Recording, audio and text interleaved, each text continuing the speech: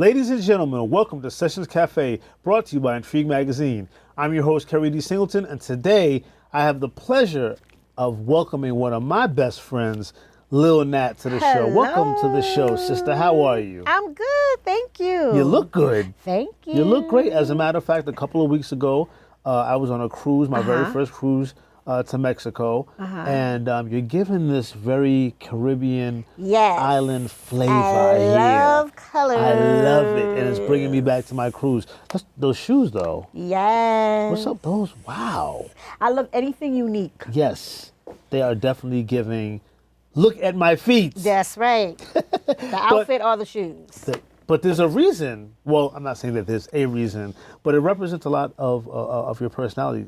I look at you, I'm thinking island, I'm thinking paradise, I'm thinking relaxation, and you were actually born on the island of Jamaica. Yes, I am. Wow. Yes. My family's from Tivoli Gardens. Okay. My mother and my father went to Tivoli High School. Okay. They both had me in their teens. My mom was 16 and my dad was 17. Okay.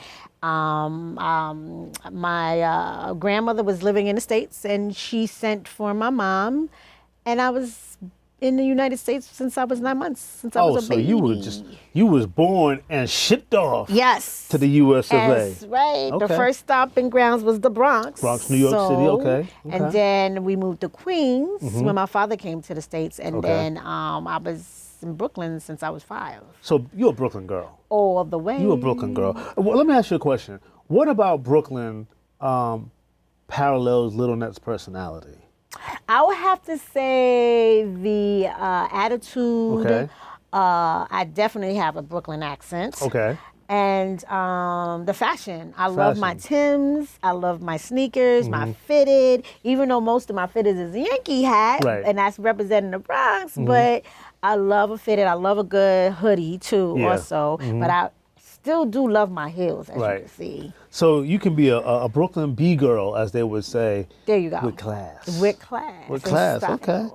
When it comes to, we'll talk more about culinary later, because I know that you I love to cook. Food is definitely something near and dear to your heart. But when you think of the borough of Brooklyn and all of the different cultures that live just within Brooklyn, what resonates with you in terms of the kitchen? It's hard to say a little bit. Like, of course, where I grew up, there was a lot of Jamaicans, West Indians, and then I also grew up on the Jewish side of Brooklyn. Okay. But, I mean, there was a few Italians there, so it's like, you know, a little Italian, maybe a little Spanish food, and, of course, Jamaican food. But then again, like, Brooklyn is like a little Manhattan, you know, Manhattan #2. Very diverse. Yes, and it has many different restaurants, just like Manhattan do, so, you know, it's a little bit, little that, you know. Now, one thing I know about you is that you actually embrace, and this is a beautiful thing about you that I don't think I've ever said directly to you, that you embrace every holiday. Yes. You do St. Patrick's Day, I do St. you Patrick's do Halloween, you do any holiday. Hanukkah. All of them. Purim. Yeah. Now, where did that come from? Where did that love for celebrating so many different cultures come from? Well, from public school. Okay. I have to say, and also from Girl Scouts. Okay. Yeah. Okay. And for me, holidays is like cartoons. It brings out the kid in me, and I feel like holidays make people happy. Yes. I love to wear the antenna things for every holiday. I love what holidays represent. Well, supposed to, because there are people out there that don't really like holidays. Right, and I get it for whatever yeah. personal reasons they are. But if you look on a positive side of holidays, holidays is a celebration. It's a celebration, yeah. It's celebrating another part of your life. Right, exactly. You celebrate Valentine's Day, Cinco de Mayo, Valentine's all of Day, them, Easter, everything. Everything, Yeah, everything. That's and I dress for the occasion. Yes. But most importantly, I love to celebrate birthdays. It doesn't have to be mine. I love to celebrate birthdays because you don't know when you're going to celebrate another one. That's right. That's right. You ain't said nothing but a word. Yes, right. Now, let's talk about your education, because you are a very educated young lady.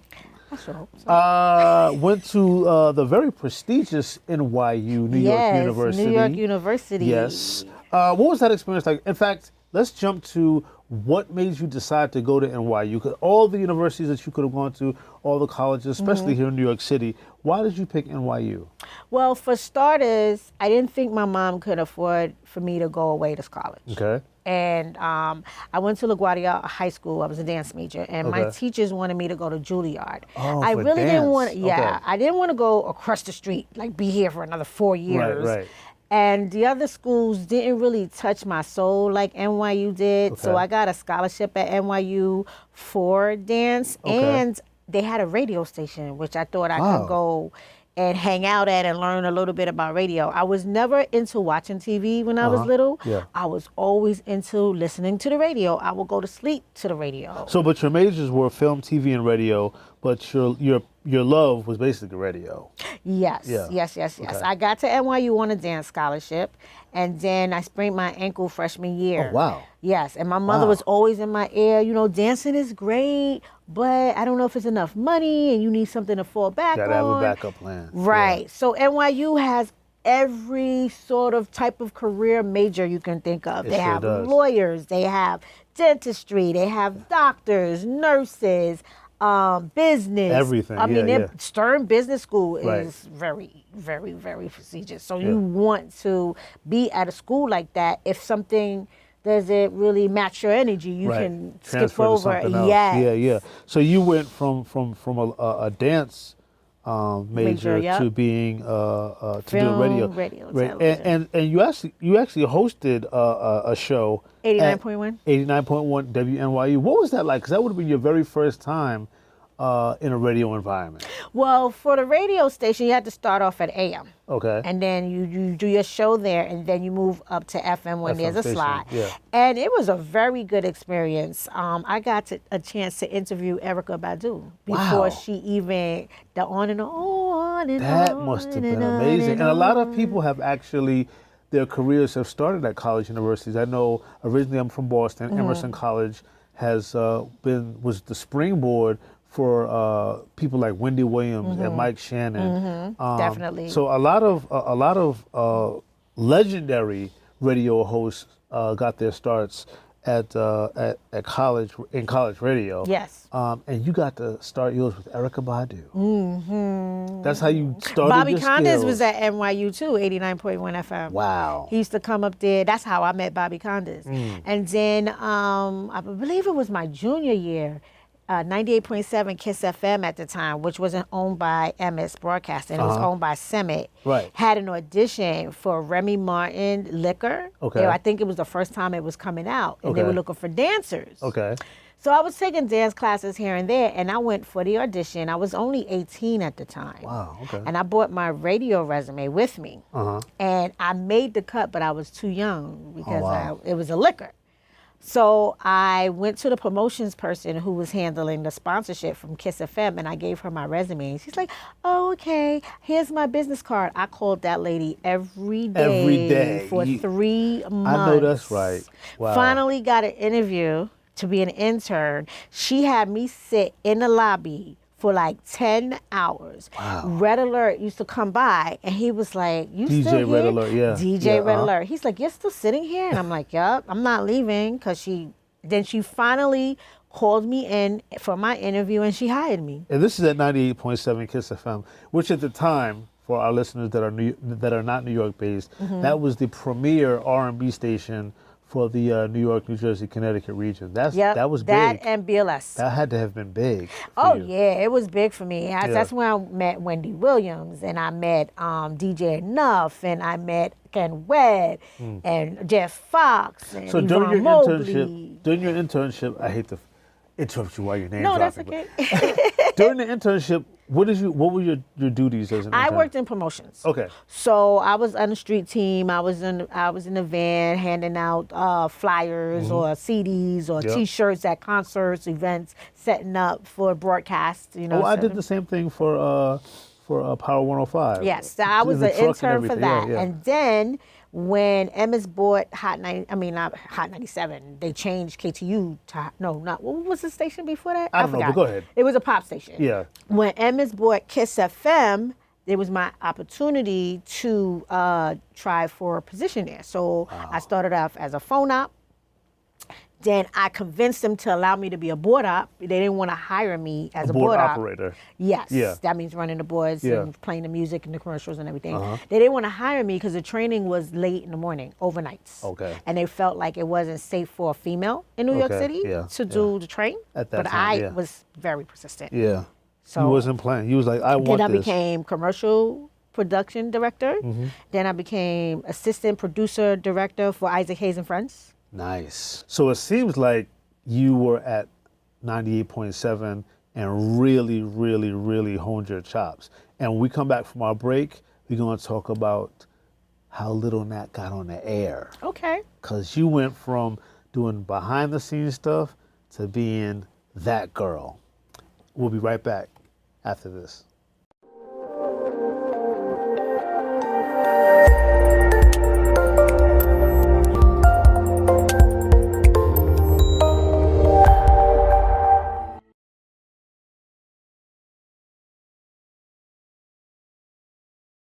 And we're back with my girl, Lil Nat. So how did you get on the air? Because you transitioned from being behind the scenes and to being in front of the microphone, which, as we know, can be super addictive. Yes. Very super much addictive. A very powerful piece of instrument. Yeah, it equipment. definitely is. Yes, yeah. it is. So while I was on behind the scenes, I was running the boards for Lisa Everett, Funkmaster Flex. Now, when you say, you have to explain this to me. Okay, so running the boards is the mix board. Right, so you know, you got the faders that have the music and the commercials and blah blah blah. And I was still doing commercial production. I was also even editing some of the music that K Slave used to bring in for his show. All over the place. So I even worked in engineering. He was all over the place. On a live broadcast. So I got a job upstate at jamming, and I used to be on the air every Sunday driving back and forth in upstate New York. Okay. In Albany, actually, the Albany station. Okay. Because Tracy Clarity, who was the Hot 97 director, told me I would never make it on Hot 97 on the air. Wow. But I told her I don't need to make it on Hot 97. I just need to know what it would be like to be at a major station, and I would just want you to coach me and critique me. Right. When she left and Ebro took over, he hired me. Wow. For the overnights. Wow. So you were on it. You then became the queen of the overnight. Yes, on Mr. Hot C gave me that name. Wow. He gave me queen of the overnights, and Funkmaster Flex named me Lil Nat. Oh, okay. Yeah. So that's a big deal. That's a big deal and I've already. Never changed it's a the name big deal. since. So what was it like being the queen of the overnight on Hot 97? What was that experience like for you? To be honest with you, Lil Nat and Natalie Barrington is kind of one of the same, you know. The experience is really major, though, because the first month or two, it took me a long time to adjust because, yeah, I did college radio and I did upstate radio, but when you crack that mic in New York City, even though it's overnight, so you think it's less people. It's the #1 market in the country. There you go. And New York never sleeps, right? So now you have millions of people listening. And when that registered in my head, the nervousness every time I cracked that first break. It took me an hour to like get comfortable for a long time because I used to get these jitters. Yeah. But if you don't get the nervousness, then that means that you're not really, you ain't in it. You're not in it. Yeah. But let me tell you, the most nervous thing is to host a summer jam. I can imagine. So back up, because you're reading all of my notes. She's doing my job here. Talkative. She's doing my job. One thing about Hot 97, at least back then, it wasn't just New York City. It was New York City, the New York City suburbs, southern Connecticut, and northern New Jersey. So you had a huge geographic range. When you started Most in the of my listeners were people that were working and driving to work or leaving a shift. Right. The overnight shift. Yep. Yeah. Okay. So, now Hot 97 gives you the opportunity to host a summer jam. I did the festival stage twice or and what three year times. was this? You gonna make me do math? About, like, how many years? About 90 something. Okay, 97. 2000. Okay. I don't know. Okay. Yeah, but 90s. Yes. Who were some of the performers that year? Do you remember that? Whew. I did the Under Reggae Tip too with Beanie Man, Elephant Man, Wow. Hot 97, Summer Jam. Oh my God, I've been to so many Summer Jams. But see, I can't remember. Okay, so then we'll move on then. Because I have a question about your job as an actual on-air personality. We'll leave the Summer Jam thing for another day. Because I want to ask a pointed question, and I want honesty. Okay, let's go. Favorite interviews, whether it be from NYU, Hot 97, in your entire career. 3 of your favorite interviews, and why? I did Jim Jones on Hot 97. Okay. And why? Because typically overnight personalities don't do interviews. Okay. And he called in on my shift and Wow. wanted to talk to me. Okay. When I did the overnights at KISS, the same thing happened with Freddie Jackson. Wow, Freddie He Jackson. just called up, hey girl, you played my song. And I got a chance to interview him Nice. on the fly. And then, let's see, number 3. Yeah. Ooh. Favorite interviews of all time. All time. All of your radio career. Adina Howard. Okay. Because that's when I found out that she's also a chef. Yes. It's a sweet girl. Sweet lady, I should say. Wonderful sister. And there was a lot of interviews that I've done on DTF radio, even though we didn't get to that part, that I really enjoyed because I wasn't on a major station. Right, And these right. people came out Right. to interview with me. yeah. And to me, that's big. That's big. That's big. So, because we're jumping ahead. You ready for the next question? Yes. 3 of your worst interviews, and why? 3 of your worst interviews, and why? Interviews now. Not the Well- personality necessarily, but the interviews. I can't remember all their names, but Just 3. all the artists that are independent and All of the artists that are independent? most of them Okay. that I interviewed on DTF that was like up and coming, Okay. they were horrible because it was like you asked them a question and they give you one word answers. yeah. And now the interviewer is the interviewee Right. trying to make something out of nothing. Make a conversation out of nothing, yeah. Yeah. Okay. God, I don't know if I can pick, because when you interview celebrities, my personality, I bring out niceness out of people. Because even when I did my cooking show, Papoose was awesome, Mano was great interviewer, Ralph McDaniels, of course, he's a natural because he's behind the camera too. Right. But yeah, when I interview people, I try to put them into a relaxed Situation. vibe. Yeah. Right? And I make them try to feel like we're on a phone and Got we're you. just kicking it. Right. Okay. So I'm going to ask you to stop reading my cards. I'm not reading your cards. Because look what the next question is. Ah. Yeah, okay. This is what happens, ladies and gentlemen, when you interview somebody who interviews people for a living, right? Let's talk about On the Back Burner. Yes. Your cooking show. Yes. Yeah. And let's stick to topic so that you can't jump to my next question. Put the cards away. Let's just talk. Yeah. No, I need the cards. Yeah, I hear you. So On the Back Burner, I want to know about the concept of the show.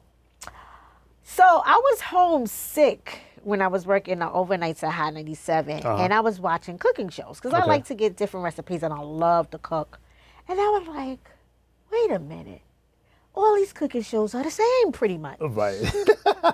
Just a different person in front. Right. So I was like, how about celebrities cooking their own meal and I host it? That's dope. Okay, so that is the concept. So that's the concept. Wow. So I'm interviewing you, but you're telling me how you make your peanut butter and jelly sandwich. Right. So Adina Howard actually would be an awesome guest. Because I know I had a I conversation had with Melissa her. Morgan. Really? Yes. Because she loves to cook. She made this shrimp macaroni and cheese. She likes Ooh. the big jumbo shrimp, and she doesn't use the elbow. She likes the ziti. Stop. But, I haven't had dinner yet. Stop. Stop. That show never got to edit and air because my friend who I did the show at her house had passed away. Oh. So I don't even have the clips or anything. The clips of that. Well, you got Melissa's one of my closest friends in the industry. You got to get her back because she loves to cook. Adina loves to cook. What are some of the recipes that you created with your guests on the back burner? Well, Flex did what is it called? Chicken on the blue or something? Like blue on the chicken. Bleu. Cordon bleu. Yeah. He made that, and believe it or not, he went to culinary school. Okay. Yes, and he that's the recipe he picked. Okay. And was it good? It was very good. Okay, Flex and cook. Very good. Flex and cook. Okay. And then I had Chuck Chillout on his segment making a lemonade type of punch with some liquor in it. Oh, but he put so much Ray and nephew. And it was funny. What did Papoose make? Papoose made? I can't imagine Papoose made cooking. a salmon. Okay. And mashed potatoes. So, but see, I'm going to tell you guys a little secret. They don't realize they're going to be the ones cooking that. So they think of what they want to eat. Oh, okay. And they think I'm cooking it. They think you're cooking it. But I'm not. I'm like, okay, so here's all the ingredients you said. Let's go. How would you make this? Wow.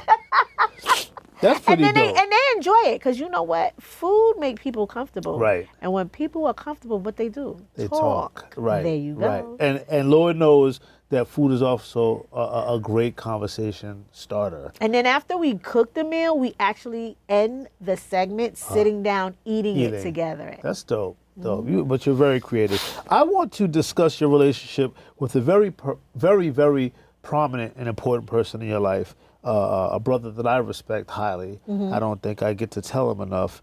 Your manager, Knowledge Born. Let's talk about your connection. I don't really like him. No.